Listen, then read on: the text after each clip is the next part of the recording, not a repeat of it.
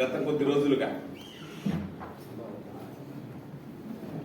భారతదేశంలోనే కాకుండా ప్రపంచవ్యాప్తిగా అతి పవిత్రంగా భావించేటువంటి తిరుమల తిరుపతి దేవస్థానానికి సంబంధించి కలియుగ దైవం ఎంతో మంది భక్తుల ఎలవేలిపోయినటువంటి వెంకటేశ్వర స్వామి దేవస్థానం మీద అనేక రకాలైనటువంటి వివాదాలు ఈరోజు కమ్ముకోవడం అనేటువంటిది ఇది నిజంగా అత్యంత దురదృష్టకరమైనటువంటి సంఘటన.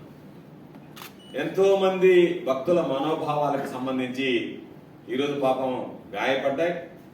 చాలా మంది తీవ్రమైనటువంటి ఆవేదన కలత చెందేటువంటి పరిస్థితులు ఏర్పడ్డాయి.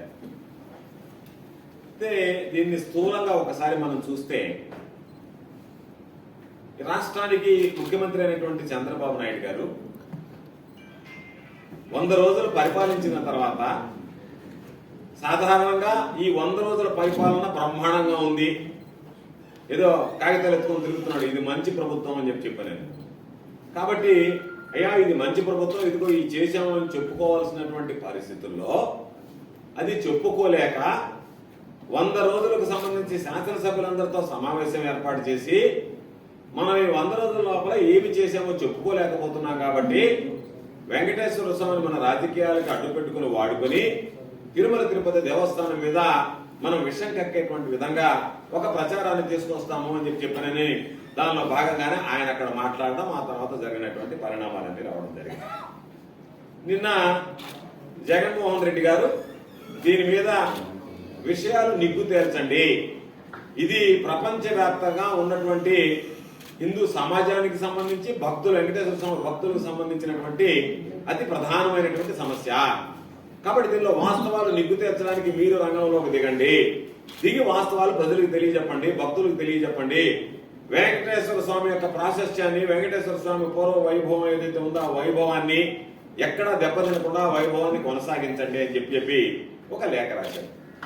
చంద్రబాబు నాయుడు ప్రధానమంత్రికి జగన్మోహన్ రెడ్డి గారికి లేఖ రాస్తే కళ్ళు తాగినటువంటి కోతిలాగా ఇష్టారాజ్యంగా మాట్లాడడం, రకరకాలైనటువంటివి.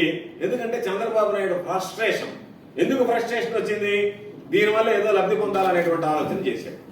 2-3 రోజులు గడిచిపోయేటప్పటికీ అతి సామాన్యుడు కూడా ఓహో ఇది జరగలేదు, ఇది వాస్తవం కాదు, చంద్రబాబు నాయుడు కేవలం రాజకీయ కుట్ర కోణంలో దీన్ని చూడడానికి ప్రయత్నం చేస్తున్నాడు, నానా రాతంతో సృష్టిస్తున్నాడు, దాని పర్వసానం ఇది అనేటువంటిది అర్థమైపోయింది. కాబట్టి ఈరోజు చంద్రబాబు నాయుడు తాను సృష్టించుకున్నటువంటి సుడిగుండంలో తానే ఇరుక్కున్నట్టుగా, తానే విలవెల్లాడినట్టుగా పరిస్థితి ఏర్పడింది. కాబట్టి ఈరోజు చంద్రబాబు నాయుడు దానిలో నుంచి బయటకు రావడానికి రకరకాలైనటువంటి ప్రయత్నాలు, ఆ ఫ్రస్ట్రేషన్ లో మాట్లాడేటువంటి పరిస్థితి ఏర్పడింది. ఈరోజు నేను అడుగుతున్నా, ఇప్పటి వరకు జరిగినటువంటి విషయాల గురించి మాట్లాడితే చంద్రబాబు నాయుడు నెయ్యి జరిగిపోయిందన్నాడు, సంప్రోక్షణ చేయించాలన్నాడు, రకరకాలైనటువంటి చేయండి. దేవుడికి సంబంధించినటువంటి దాంట్లో ఏది చేయించాలన్నా ఒక భక్తుడుగా నేను కూడా వాటిని ఏమి తప్పు పట్టను. కానీ జరగరాంది ఏదో జరిగింది అనేటువంటి ఒక అభూత కల్పన సృష్టించి దాని మీద ఈ కార్యక్రమాన్ని చేయాలనేటువంటి దుర్మార్గమైనటువంటి ఆలోచన చంద్రబాబు చేయడం అనేటువంటిది సరైనటువంటి పద్ధతి కాదు. ఈరోజు జరిగినటువంటి వాటి మీద విచారణ నిష్పక్షపాతంగా ఎప్పుడు జరుగుతుంది? ఎందుకు మాట చెప్తున్నావు? నీ నోటి గుండా నువ్వే ఏం మాట్లాడుతున్నావు, చంద్రబాబు నోటి గుండా చంద్రబాబు ఏం మాట్లాడుతున్నాడు, ఇది జగన్మోహన్ రెడ్డి గారికి గతంలో ఉన్నటువంటి ప్రభుత్వానికి ఆపాదించేటువంటి ప్రయత్నం చేశాడు. అటువంటి మాటలు మాట్లాడేటువంటి నువ్వు ఇది నిష్పక్షపాతంగా విచారణ జరగాలి అంటే నీ ఆధ్వర్యంలో, నీ ఆధీనంలో జరగడం శ్రేయస్కరం కాదు. దానిని నువ్వు కూడా కోరుకోకూడదు, భక్తులు కూడా కోరుకోవడం లేదు, ప్రజలు కూడా ఇష్టపడడం లేదు. ప్రజలందరూ కోరుకునేది నిష్పక్షపాతంగా దీని మీద దర్యాప్తు జరగాలి అంటే ఏదైనా కేంద్ర ప్రభుత్వ ఆధీనంలో ఉండేటువంటి స్వయం ప్రతిపత్తి కలిగినటువంటి సంస్థ ద్వారా, సిబిఐ లాంటిదో అలాంటి దాని ద్వారా, లేదా సుప్రీంకోర్టు జడ్జి ద్వారానో విచారణ జరిపిస్తే అసలు అక్కడ ఏ సిస్టమ్ ఉంది, ఏమి తప్పు జరిగింది అనేటువంటి వాస్తవాలు వెలుగులోకి వస్తాయి. ఆ విధంగా కాకుండా ఏ విధంగా అయితే తిరుమల తిరుపతి దేవస్థానం ఈవుగా ఉన్నటువంటి శ్యామలరావుని కీలుబొమ్మలాగా నీ చేతిలో పెట్టుకుని వాడిస్తూ రోజుకొక మాట మాట్లాడిస్తున్నావో, ఆయన ఏ విధంగా అయితే చిలక పలుకులు పలుకుతున్నాడో, అదే దూరంలో ఒక ఐఏఎస్ అధికారిని నీకు అనుకూలమైనటువంటి వాడిని వేసుకొని సిట్ పేరుతో దర్యాప్తు చేసి ఆ దర్యాప్తు ద్వారా నువ్వు లేనిపోయినటువంటి మీ అబద్ధాలు నీ నోటుకుండా వచ్చేటువంటి మాటల్ని అధికారుల నోటుకుండా చెప్పించి నిజం చేయాలనేటువంటి ఒక దుర్మార్గమైనటువంటి ప్రక్రియలో భాగమే ఈరోజు నువ్వు సిట్ వేయడం అని చెప్పి మేము అభిప్రాయపడుతున్నాం. కాబట్టి ఈరోజు ఒక్కసారి చూస్తే మొదట నువ్వు మాట్లాడినప్పుడు ఒక మాట మాట్లాడావు, అనిమల్ ఫ్యాట్ ఉందని చెప్పి మాట్లాడావు. ఈవో గారు ఏం చెప్పాడు, దాంట్లో వెజిటబుల్ ఫ్యాట్ ఉన్నట్టుగా కనుక్కున్నాం, డాటా వనస్పతిలో ఉండేటువంటి విధంగా ఉన్నాయి అని చెప్పి మాట్లాడాడు.